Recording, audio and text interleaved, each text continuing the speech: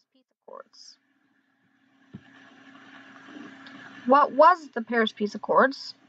The Paris Peace Accords were a treaty that was signed between South Vietnam, North Vietnam, and the Viet Cong, as well as the United States, to end the Vietnam War. The Paris Peace Accords were signed on January 27, 1973, and they included a ceasefire agreement ending the United States' involvement in the war, as well as ending the Vietnam War altogether soon later. So the war ending meant that the United States would pull out their troops and weapons and go home to deal with their own internal problems, such as the Watergate scandal that was going on, caused by Richard Nixon, who was the president at the time. This is all of the participants, so Viet Cong, North Vietnam, South Vietnam, and all their colors are noticeably the same because they really are all in the same region. They just see things differently and are in disagreement, hence, the war. Who was involved? So this is Richard Nixon, and he was the 37th president of the United States, and his first term was dominated by foreign affairs, and most notably the Vietnam War. His administration successfully negotiated a strategic arms limitation treaty, and it was designed to deter the Soviet Union from launching a first strike on South Vietnam. So Nixon also reestablished an American influence in the Middle East and pressured allies to take a more responsible way of defending themselves instead of using the United States. And as president, Richard Nixon did promise the United States, the general public, that he would reduce the troop levels in Vietnam. And he pursued a plan called Vietnamization, where he would gradually withdraw troops from the war, leaving South Vietnamese army to take the bulk of the fighting.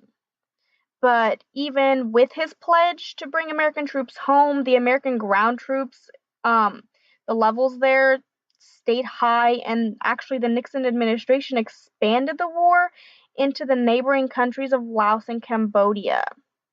So in 1973, during Nixon's final year in office, the United States combat soldiers left Vietnam, the last ones, and then some military advisors and Marines did remain there.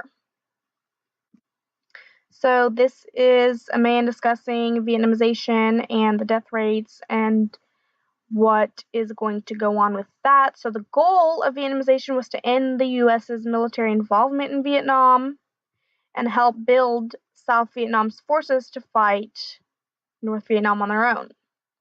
Next, we have Le Duc Thao. He was a Vietnamese politician who was acting as an advisor to North Vietnam, and he negotiated a ceasefire agreement with the United States official Henry Kissinger during the Vietnam War. So he oversaw Viet Cong's insurgents who were also against the Vietnam. And all these conversations or meetings between the two men, Henry Kissinger and Le Duc Thao, were in secret. So the conversations and meetings, as well as with some other representatives, were done in secret through the span of 5 years, starting actually before Nixon's presidential term, so in 1968. Next, we have Henry Kissinger, who was an appointed assistant for the National Security of Affairs by President Nixon, and then he eventually came to serve as the head of the National Security Council up until 1975, and then the Secretary of State till 1977. Kissinger soon emerged as an influential figure in Nixon's administration, and his major diplomatic achievement involved China, the Soviet Union, Vietnam, and the Middle East. He developed a policy of bettering the United States' relations with the Soviet Union, which did lead to the strategic arms limitations, which was in 1969, the year that Nixon got elected. Henry Kissinger also helped engineer the United States bombing of Cambodia and later played a role in the Vietnamization policy that was designed to remove the United States troops from the war. And on January 23rd, 1973, after months of negotiation, the North Vietnamese government in Paris initiated a ceasefire agreement that did provide for both the withdrawal of the United States troops, and they outlined a machinery for a permanent peace settlement between the two Vietnams. So, what was the outcome of the Vietnam War? What did the South want? Ultimately, the South, also known as the Republic of Vietnam, wanted to be an independent republic government. That was soon after the French War that divided the two Vietnams, South and North.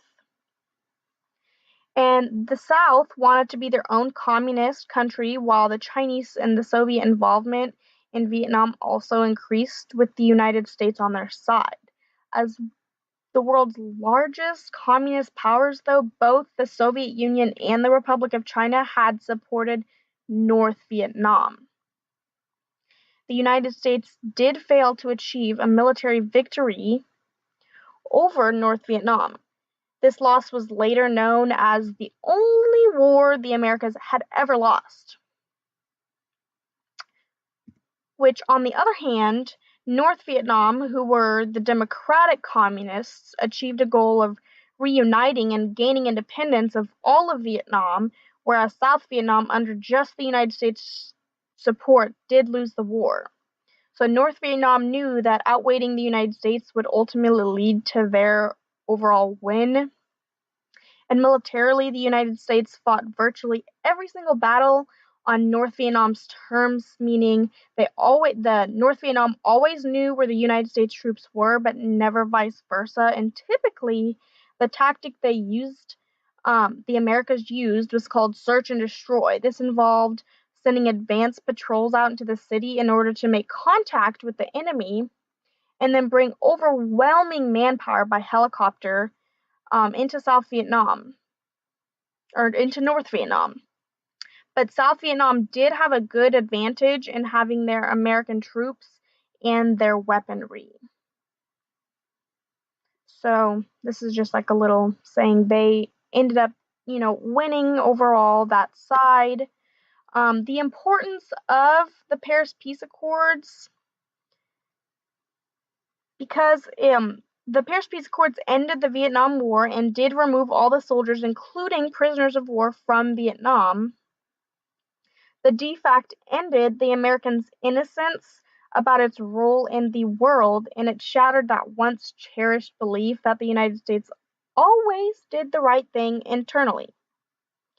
Well, as a practical matter, the defect undermined for years America's belief in its own power and damaged the credibility of the presidency, as many citizens felt misled by Lyndon Johnson and Richard Nixon.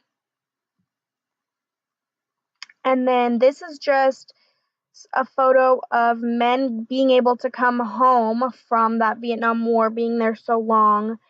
And then this is a newspaper article from the US, New York Times, saying that the Vietnam Peace Pact was signed and the Americans' longest war was at a halt.